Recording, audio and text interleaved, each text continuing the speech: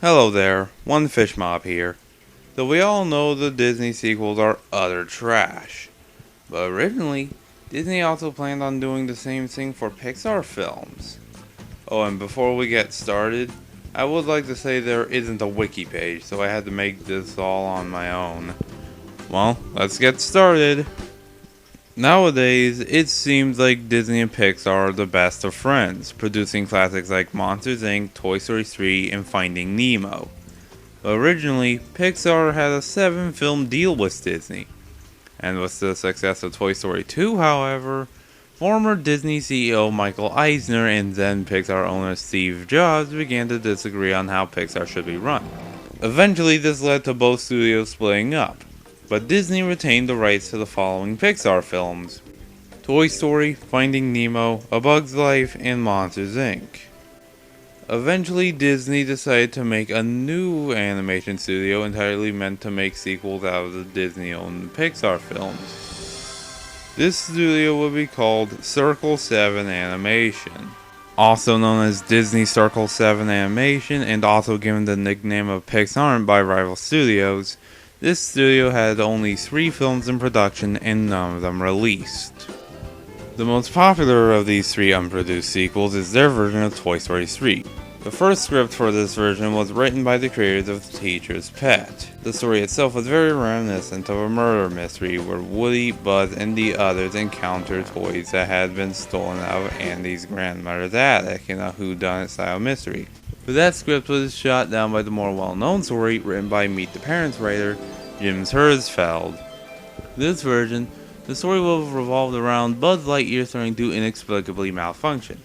As a result, Andy's mom sends him back to the factory in Taiwan where he was made, in hopes that they would fix him.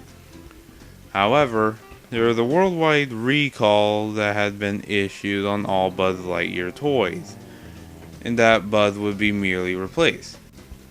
Catching wind of this, Woody, Jesse, Ham, Mr. Potato Head, Rex, and Slinky all ship themselves to Taiwan and set out to rescue him. Lots of concept art, storyboards, and even frames of what looks like unfinished animation can be found. Next up is Monsters Inc. 2, Lost in Scaradise. Now, unlike Monsters University, this story would have actually been a sequel. But it wouldn't have been like Monsters University. In this version of the story, it would have revolved around Mike and Sully visiting Boo for her birthday, only to realize that she has moved away. Now Sully and Mike must find her in the human world. Just like Toy Story 3, storyboards can be found online. And the last film is simply titled Finding Nemo 2. Not many details have been revealed or leaked about this version of the story yet.